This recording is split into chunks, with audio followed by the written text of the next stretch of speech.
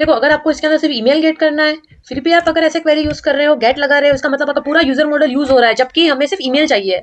तो ये बहुत ही बैड एक्सपीरियंस है। लास्ट डेटाबेस में ये ओवर फेचिंग हो रही है इसके अंदर, और एक्स्ट्रा मेमोरीज यूज हो रही है, तो स्लो परफॉर्मेंस होगा। तो सबसे पहले तो एक्स्ट्रा मेमोरी यूज हो रही है, ठीक है। दूसरा है स्लो परफॉर्मेंस, स्लो परफॉर्मेंस हो रही है। दो चीजें हो रही है, स्लो और लो परफॉर्मेंस, ठीक है। अब पूरा यूजर मॉडल यूज होता है, एक्स्ट्रा कॉलम्स यूज होते हैं। आप जैसे कि आपकी यूजर टेबल के अंदर सपोज करो 100 कॉलम्स हैं, 100 तो नहीं होंगे, 30 कॉलम्स हैं, तो 30 कॉलम्स फेच हो रहे हैं।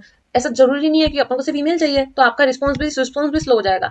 इसका बेटर अप्रोच ये है कि आप प्लग यूज करो। आपको सिर्फ ईमेल चाहिए तो सिंगल कॉलम यूज करो, प्लग यूज करो, ओके। कम मेमोरी यूज होगा और फास्ट क्वेरी लगेगा, बेटर सोल्यूशन है।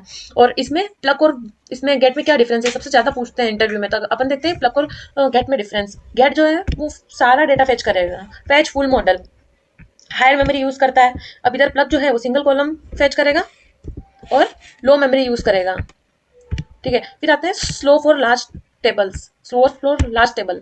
गेट जो है वो लार्ज टेबल के लिए स्लो है, और प्लग जो है वो फास्ट परफॉर्मेंस देता है, क्योंकि वो सिंगल कॉलम गेट करता है जिसकी आपको नीड है। रिटर्न इक्विवेलेंट मॉडल, पूरा मॉडल रिटर्न करता है, जबकि ये सिर्फ सिंगल वैल्यू रिटर्न करता है।